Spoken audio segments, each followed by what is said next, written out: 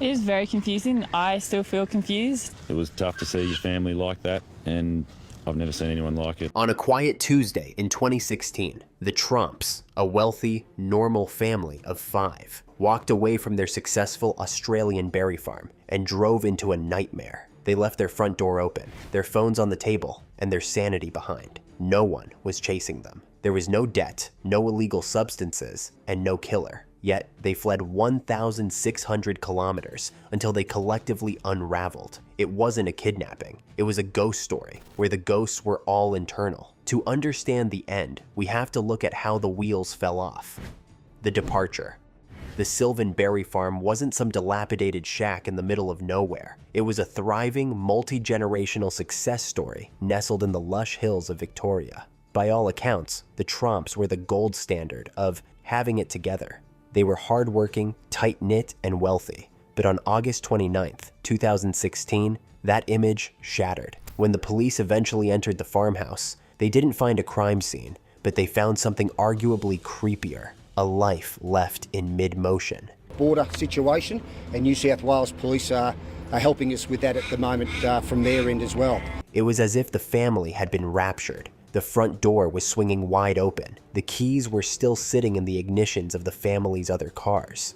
These are people who grew up on a farm. They knew you don't leave your property vulnerable. You don't leave the gate unlatched. Inside, the scene was even more jarring. On the kitchen table sat a neat pile of passports, credit cards, and all 5 mobile phones. In 2016, leaving your phone behind isn't just an oversight, it's a statement. It's a form of digital self-sabotage. The message was clear. They didn't want to be found, and they didn't want to be tracked. There were no signs of a struggle, no blood, no forced entry, no ransacked drawers. Instead, there were stacks of business documents, tax records, bank statements, and legal papers spread out across the furniture. It looked like someone had been frantically searching for a hidden truth, a paper trail of a conspiracy that existed only in their minds. The family had piled into Ella's silver Peugeot SUV with nothing but the clothes on their backs and a stash of cash. They didn't pack suitcases. They didn't grab toothbrushes. They just drove. Mark and Jacoba were in the front, driven by a nameless, faceless dread, while their 3 adult children sat in the back, watching their parents' reality dissolve in real time. They headed north, away from their home, away from their livelihood, and straight into a 1,600-kilometer descent into madness. Then came the first rule of the road: no phones allowed. The digital paranoia. The interior of a silver Peugeot SUV is a small space for 5 grown adults, but it becomes an absolute pressure cooker when the people inside believe the world is closing in on them. As they sped away from Sylvan, the atmosphere wasn't one of a family road trip. It was a tactical retreat. The Tromps embarked on a bizarre road trip that would capture the media's attention and lead to a strange mystery. Mark and Jacoba were convinced that unseen forces were monitoring their every move. In their minds, the modern world, the very thing that helped build their farming empire, had turned into a weapon. They weren't just fleeing a person, they were fleeing a signal. This is where the logic of the Tromp family truly fractured. To the parents, technology wasn't a tool, it was a tracking device. They had already forced everyone to leave their primary phones at home, but Mitchell, the only son, had a moment of clarity, or perhaps just a moment of modern instinct. He snuck his mobile phone into the car. He likely thought he was being the responsible one, keeping a lifeline to the real world just in case things went sideways. He was wrong. When Mark and Jacoba discovered the device, the reaction wasn't just a parental scolding, it was a full-blown panic attack. The car became a theater of the absurd. His parents were reportedly hysterical, convinced that the mere presence of the phone was like a homing beacon for their imaginary pursuers. The paranoia was so infectious, so overwhelming, that it overrode Mitchell's common sense. Under the weight of his parents' mounting terror, he rolled down the window and hurled the phone into the brush near Warburton. In that moment, the family officially went dark. They had successfully cut their last tie to objective reality. Without GPS, without communication, and without a tether to anyone who could tell them they were being irrational, the car became a floating island of shared delusion. The phone toss is a crucial pivot point in this story. It represents the victory of paranoia over pragmatism. For the next several hours, the silence in the car was filled only by the hum of tires and the rising tide of conspiracy. Mark and Jacoba began to feed off each other's fears, a psychological feedback loop where every passing car was a spy and every highway camera was a threat. The children, despite being healthy adults, were caught in the gravitational pull of their parents' breakdown. It's hard to tell your father he's losing his mind when he's white-knuckling the steering wheel at 100 kilometers per hour, convinced he's saving your life. By the time they crossed the border into New South Wales, the family wasn't just lost geographically, they were lost mentally. They were driving toward a destination that didn't exist, fueled by a fear they couldn't name, and the stress was starting to crack the family into pieces. With the last phone gone, the family started to splinter. The Great Fragmentation. The breaking point of any collective delusion is usually physical exhaustion.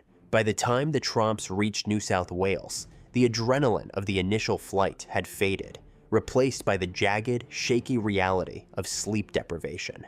They had driven nearly 800 kilometers without a plan. They weren't a family anymore. They were 5 individual nervous systems redlining at the same time. The Great Fragmentation began in Bathurst, and it was Mitchell who finally snapped the tether. As the only son, he had been the most skeptical from the start. He looked at his parents, once the pillars of his life, and saw people he no longer recognized. When the car stopped, Mitchell simply walked away. He didn't argue. He didn't try to save them. I don't know, I'm not certain. I believe the police are still looking into or investigating all the details. He just stepped out of the madness and onto a train back to Melbourne. He was the first to realize that you cannot argue with a ghost. But for the sisters, Rihanna and Ella, the exit wasn't as clean. After Mitchell left, the remaining 4 continued to the Genelin Caves. It was here that the paranoia reached a fever pitch. In a bizarre move of self-preservation, the 2 sisters decided they had to get away from their parents for their own safety. They waited for a moment of distraction and stole a stranger's car, a decision that makes no sense in a vacuum, but makes perfect sense when your reality is collapsing. They weren't criminals. They were refugees from their own family. However, the contagion was already in their systems. Even after escaping their parents, they couldn't stay together. Near Goulburn, the sisters split up. Ella was the most functional of the daughters at this stage. She managed to find her way to a gas station and eventually contacted the authorities. She was the one who fired the first flare, alerting the world that the Tromp family had vanished into thin air. But while Ella was making calls, Rihanna was sinking into a dark, psychological abyss. She was later found by a local man in the back of his utility vehicle. She wasn't hiding. She was catatonic. She had retreated so far into herself that she didn't know who she was or how she had ended up in a stranger's truck in a town she didn't know. The police described her as being in a state of total psychological shock. The farm girl from Sylvan had been replaced by a shell. This left Mark and Jacoba alone in the Peugeot, the primary architects of the panic. Without the children to ground them, the parents' shared reality became even more distorted. They drove toward the city of Goulburn, but at some point, the car, the silver vessel that had carried their collective breakdown, was abandoned. They simply stepped out of it and into the unknown. Shortly after, the final fracture occurred. The couple who had built a life, a business, and a family together for decades finally separated. We don't know the specifics of that final conversation. We don't know if they argued or if they just drifted apart in the fog of their own minds. All we know is that Jacoba headed toward the town of Yas, while Mark went bush. The visual of this fragmentation is haunting. Within 48 hours, a family of 5 had been scattered across the Australian map like debris from an explosion. Mitchell was on a train, Ella was talking to police, Rihanna was hospitalized in a stupor, and the parents were wandering the landscape like specters. The authorities were baffled. They were looking for a reason, foul play, a kidnapping, a cult, but there was nothing to find. There were no tracks to follow because the Tromps weren't running toward a destination. They were running away from a feeling. This was the peak of the mystery, the moment where the media began to pick up the scent of the bizarre disappearance. The public watched as a family of average Australians disintegrated in real time, leaving behind nothing but an empty SUV and a trail of unanswered questions. The fragmentation was complete, and the search for the survivors was about to become a national obsession. The map of their escape had become a map of their undoing. As the sun set over the New South Wales tablelands, the Tromps weren't just physically separated, they were psychologically stranded. The sheer geographic distance between Mitchell, the sisters, and the parents was now a mirror of their internal disconnect. While the kids were surfacing, the parents were sinking deeper. The hunt for Mark and Jacoba. By the time the sun rose on Thursday, the Tromp mystery had morphed from a missing persons case into a national fever dream.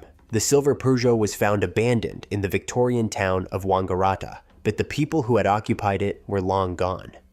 The search now centered on Mark and Jacoba, two people who had once been the anchors of their community, but were now wandering the outskirts of reality. Jacoba was the first of the two to be located, but her discovery only added more questions. She was found in the town of Yas, over 240 kilometers away from where she had last been seen with Mark. A member of the public spotted her in a state of extreme agitation and confusion. She wasn't just lost, she was mentally untethered. When she was taken to Yas Hospital, she couldn't explain how she had traveled such a vast distance or why she had left her husband behind. The woman who had managed the books of $1 million business was now unable to account for her own movements. She was eventually transferred to Goulburn Hospital to be treated alongside her daughter, Rihanna, turning a local medical ward into a hub for the family's collective collapse. Meanwhile, Mark Tromp had become a ghost in the machine. While his wife and children were being gathered by authorities, Mark was engaging in a bizarre, solo survivalist mission. There were sightings of him that sounded more like a thriller movie than a news report. At one point, he was spotted tailgating a young couple who were simply out playing Pokemon Go. The couple reported a man in a gray Peugeot station wagon following them aggressively before he eventually bolted into a park. Later, reports surfaced of him potentially hiding in industrial areas near Wangaratta Airport. There was even a rumor, later fueled by local lore, that he had resorted to sleeping in large industrial ovens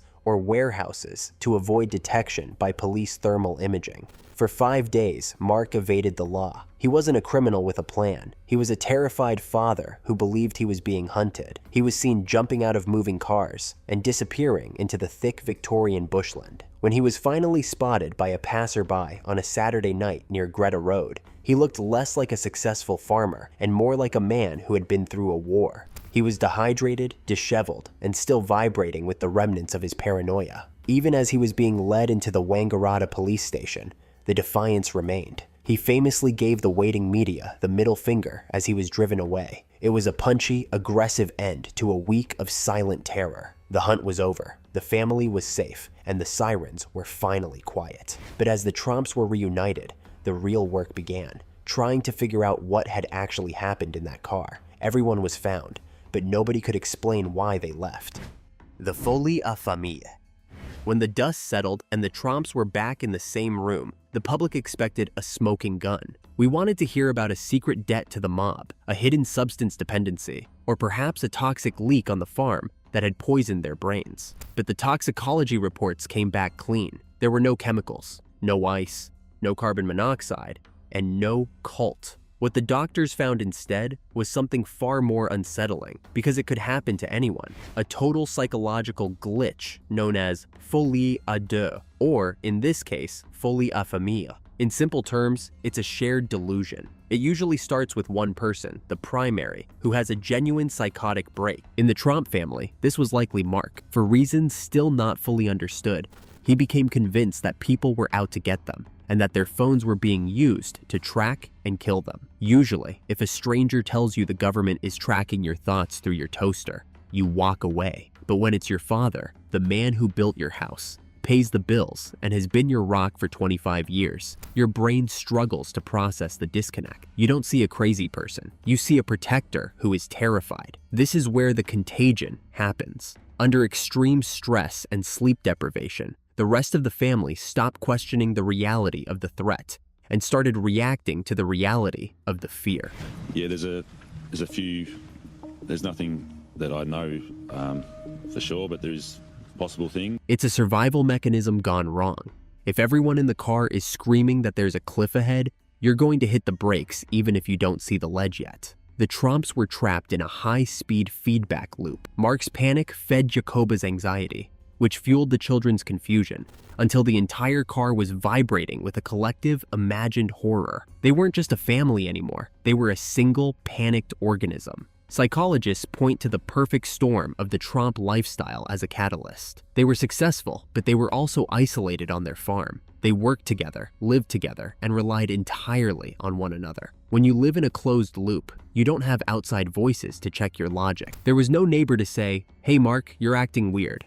There was only the family. Once the primary started the fire of paranoia, the isolation of the farm acted like a vacuum, sucking out the oxygen of common sense. By the time they hit the road, the delusion was the only thing keeping them together, until the stress of the journey became so great that the family unit simply shattered under the weight of its own shadows. This wasn't a mental illness in the way we usually think about it. It was a temporary, catastrophic collapse of collective reasoning. It proves that our sanity isn't as solid as we like to think. It's actually quite fragile, held together by the people around us and our connection to the world. When the Tromps cut those connections, they didn't just lose their way on a map, they lost their way in their own minds. They proved that the most terrifying thing you can encounter on a dark road isn't a hitchhiker with a knife. It's the person sitting in the driver's seat who you've known your entire life, suddenly terrified of a world you can no longer see. The weirdest part wasn't the escape, it was the return.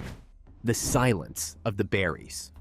The most chilling part of the Tromp family story isn't the 1,600-kilometer flight, or the catatonic state of a daughter found in a stranger's truck. It's the silence that followed. I still feel confused. I think our state of minds wasn't in the best place. Within weeks of being hunted by the national media and scrutinized by the police, the Tromps simply went back to the farm. Mark issued a brief, polite apology, thanking the authorities and the public for their concern. And then the gates of the Sylvan Berry farm closed. There were no tell-all books, no high-profile documentaries, and no further explanations. They returned to the rows of berries, as if the week of madness had been nothing more than a bad storm that passed through the valley. This leaves us with an uncomfortable truth. We want a why. We want to find a hidden toxin or a secret criminal past, because that would mean this couldn't happen to us. But the facts suggest otherwise. The Tromps were a healthy, functional family who simply hit a psychological breaking point